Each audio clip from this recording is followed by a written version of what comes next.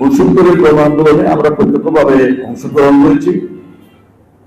68 সালে মৌলানা ভাসানী আইয়ুব বিরোধী যে আন্দোলন করলেন, এবং আপনারা জানেন শেখ মুজিবুর রহমানের সে একটা ট্রায়াল হচ্ছিল ক্যান্টনমেন্টে, এবং তারা সবকিছু বুঝিয়েছিল সাক্ষী প্রমাণ দিয়ে বড় ধরনের একটা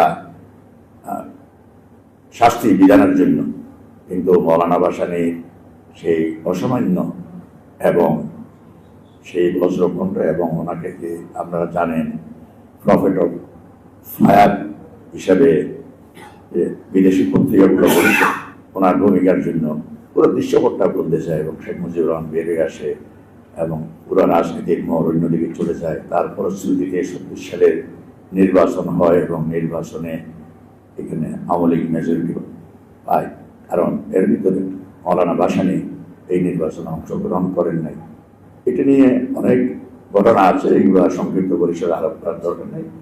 পরবর্তীকালে বাংলাদেশও পরে যখন আবার স্বৈরতন্ত্র দেশে প্রতিষ্ঠিত হয়, একদলীয় শাসন প্রতিষ্ঠিত হয়, মৌলানা ভাসানী একমাত্র ব্যক্তি এটা সোচ্চার কণ্ঠে এটার প্রতিবাদ করেছেন এবং মানুষকে সংগঠিত করার দিক নির্দেশনা করার জন্য এগিয়ে আসছেন। ওনার যে হককথা পত্রিকা, সেটা যে বলিষ্ঠ ভূমিকা পালন করেছিল, এবং পরবর্তীকালে আমাদের যে ফারাক্কা মার্চ, লং মার্চ উনি করেছিলেন, যে সম্পূর্ণ স্বাধীনবাদ এবং আধিপত্যবাদের বিরুদ্ধে, এই যেগুলো আমরা সবাই জানি। কিন্তু তার থেকে এখন গুরুত্বপূর্ণ বাংলাদেশ। আমাদের বাংলাদেশের 90% মানুষ মুসলিম।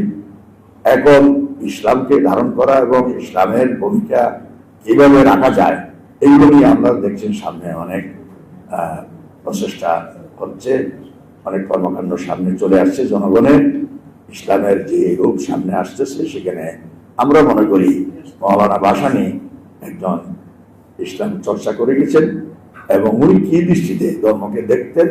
মৌলানা ভাসানীর ইসলামে গণতন্ত্র ছিল, মৌলানা ভাসানীর ইসলামে ধর্ম নিরপেক্ষতা ছিল এবং প্রগতিশীলতা ছিল, এবং মানুষের সাধারণ মানুষের স্বার্থ সংরক্ষণ, গরিবের স্বার্থ সংরক্ষণ এবং দেশের স্বাধীনতার সার্বভৌমত্ব এগুলো অক্ষুণ্ণ রাখা এবং এটার বিরুদ্ধে প্রতিবাদী হওয়া, এগুলো কিন্তু ওনার ইসলামের অংশ ছিল।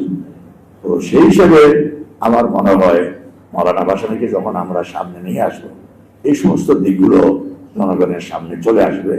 মানুষ মানে একদিকদর্শী না হয়ে বহুদিকদর্শী হতে পারবেন, এবং সেখানে মানুষ আর চয়েসটা উনি নিতে পারবেন। কারণ আমরা বিভিন্ন কর্মকাণ্ডগুলোকে যদি সামনে নিতে পারি।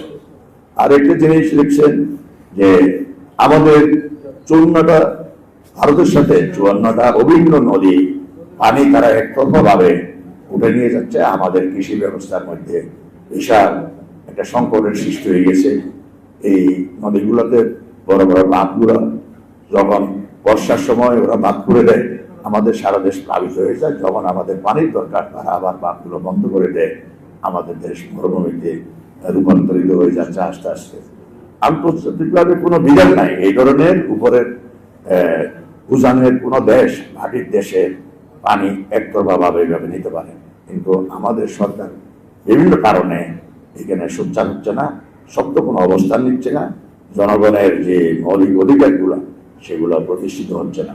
আমার মনে হয় মৌলানা ভাসানীর এই চিন্তা ভাবনা ছিল, সেটাকে যদি আমরা সামনে তুলে ধরতে পারি, মানুষ এই দিক দিয়েও তারা নতুন করে চিন্তা ভাবনা করবে। এবং আমাদের যে পলিটিক্যাল পার্টিগুলো আছে, ভাসানী মৌলানা আব্দুল হামিদ খান ভাসানী পরিষদ, এটা কোনো পলিটিক্যাল পার্টি না। এটা হলো মৌলানা ভাসানীর চিন্তাধারাগুলোকে জনগণের কাছে পৌঁছে দেওয়ার জন্য এটা একটা প্ল্যাটফর্ম। আমাদের যারা রাজনৈতিক নেতা আছেন, ওনারা ওনাদের কর্মকাণ্ডের মাধ্যমে সেগুলা রাজনৈতিক সলিউশনগুলোর জন্য চিন্তা করবেন। আমরাও তো প্রদীপটা জেলে রাখবো, কিন্তু প্রদীপটাকে আরো উজ্জ্বলত করবো। ওনারা রাজনৈতিক নেতৃবৃন্দ এটা ব্যবহার করে, অথবা ওনাদের নিজস্ব ব্যবস্থার মাধ্যমে জনগণের স্বার্থ সংরক্ষণ করবেন।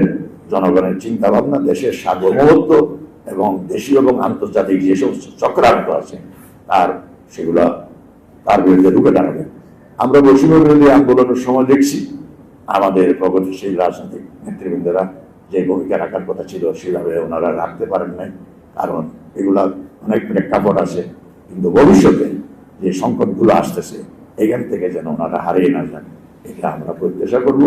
এবং মৌলানা আব্দুল হামিদ খান ভাসানীর এই আদর্শটাকে জনগণের কাছে পৌঁছে দেওয়ার জন্য আমরা প্রত্যেকটা রাজনৈতিক দল, আমাদের সাংবাদিক বন্ধুরা, মিডিয়াতে যারা আছেন এবং সমাজের বিভিন্ন স্তরের যারা আছেন সবার কাছ থেকে আমরা সহযোগিতা চাইব।